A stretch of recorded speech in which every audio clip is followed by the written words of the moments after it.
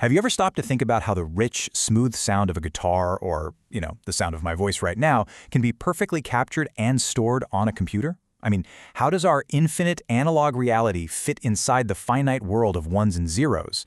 Well, today, we're going to pull back the curtain on the invisible blueprint that makes all of our digital lives possible. Okay, let's just dive right into the heart of it, because this is the central puzzle, right? On one hand, you've got reality, a continuous, flowing wave of information. And on the other, you have a computer, which only gets discrete, separate chunks of data. It seems like there's no way one could perfectly represent the other, but it happens billions of times a second every single day. So how? And this right here really shows you the challenge. Look on the left, that's an analog signal. It's smooth, it's flowing, it has a value at every single instant in time. It's infinitely detailed. Now look at the right, that's its digital version. It's more like a connect the dots picture. It only has values at specific, separate moments. So the big question is, how do we make sure those dots are enough to perfectly, and I mean perfectly, recreate that original smooth line? To solve that, we first need to get to know the main character in our story, the signal itself. What even is a signal? A signal is, at its core, anything that changes over time to carry information. Think about the sound waves from your voice, the light hitting a camera sensor, or the radio waves carrying your Wi-Fi. They are all physical things that are constantly changing, and that change is the message. Now, signals don't just exist out in a void. They're processed by systems. So a microphone, that's a system. It takes a sound signal as an input, what you could call an excitation, and it spits out an electrical signal as an output or a response. Our phones, our TVs, our computers, they're all just systems designed to work with signals. So, this is the key idea to really wrap your head around. Signals exist in two totally different worlds of time.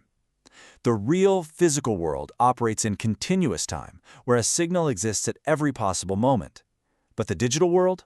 It operates in discrete time, where the signal only exists at specific predetermined moments, kind of like taking a series of snapshots. So how in the world do we bridge these two worlds? Well, we need a special tool, a kind of secret recipe that lets us peek inside any signal and see exactly what it's made of. And this is where a brilliant French mathematician comes into the picture. This guy right here is Jean-Baptiste Joseph Fourier. And way back in the early 1800s, he gave us this incredibly powerful insight that became the foundation for, well, pretty much everything we do with signals today.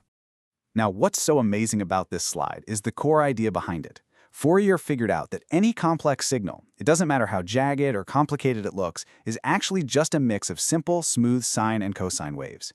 Think of it like a musical chord. You hear one complex sound, but it's really just a few pure, simple notes all played together. And the tool he created, Fourier Analysis, is basically the recipe card.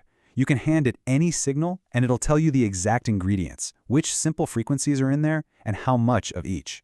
This is absolutely critical, because if you want to capture a signal, you have to know what its highest frequency ingredient is.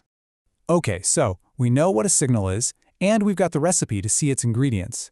Now it's time for the climax, the one magic rule that makes our entire digital world possible. This is it, the Nyquist-Shannon sampling theorem. This is the golden rule, the universal speed limit for turning analog into digital. And it says something that sounds almost too good to be true. To perfectly capture a signal, you just have to take snapshots or samples at a rate that's at least double the signal's highest frequency. If you do that, you can rebuild the original signal perfectly, absolutely no information lost.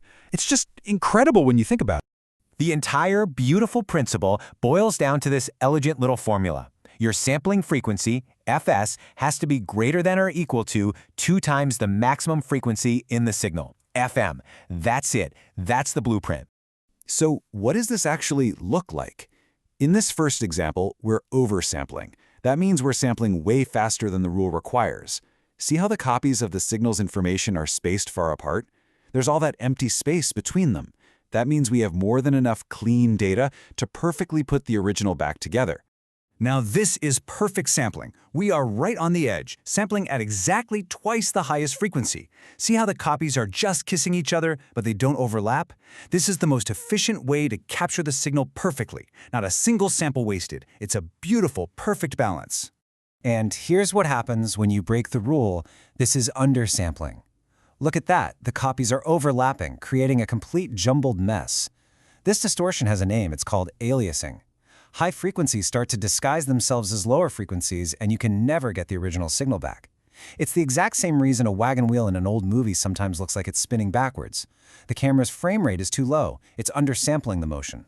So, I know this might feel like a bunch of abstract math, but trust me, this one simple rule is the invisible foundation holding up our entire modern world. Now, seriously, think about it. The music you stream, the camera in your phone turning light into a photo, your Wi-Fi, your 5G connection, even life-saving medical tech like MRIs, they all depend on this fundamental principle of sampling a continuous signal just fast enough to capture it perfectly. It is literally everywhere. So, the crucial thing to take away is this. The magic of the digital age isn't really about faster processors or bigger hard drives.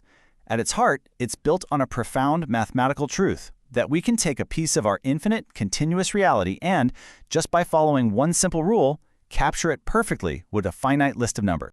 It's an absolutely incredible idea, and it unlocked everything from CDs to communicating with spacecraft in deep space. And it really makes you wonder, now that we've mastered the signals of sight and sound, what other signals from our universe are we just on the verge of learning how to understand?